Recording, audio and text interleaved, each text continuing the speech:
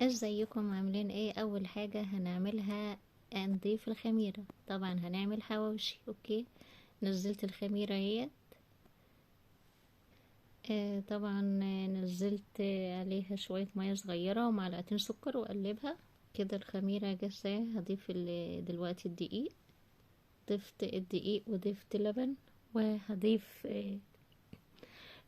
ربع كوب زيت كده. طبعا بنعجن اهو. طبعا ضفت ربع كوب زيت، وبكده العجينة اتخمرت اهي.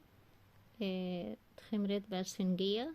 هنا بقى ضفت صدور الدجاج بحمرها الأول، وبعد كده بنزل بالبصل والفلفل وورق اللوري والبهارات. اوكي، هنا نزلت البصل، نزل البهارات، بعد كده نزلت الفلفل الأحمر، فلفل أخضر، فلفل أصفر. اوكي،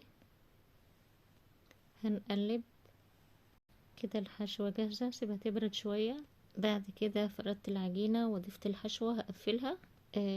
طبعا بضيف شوية زيت صغيرة جدا وانزلها في الطاسة على نار هادية جدا على البوتاجاز. اوكي، شايفين؟ ودي النهاية يا بنات. ده طبعا بسوي واحدة تانية في الطاسة برضو حواوشي، بس تحفة وجميل جدا. والله الطعم تحفة وحلو، طعمه كان ما شاء الله عليه الصراحة يعني. حلو جدا. حاولوا جربوها، ومش تنسوني في اللايك والاشتراك. مع السلامة.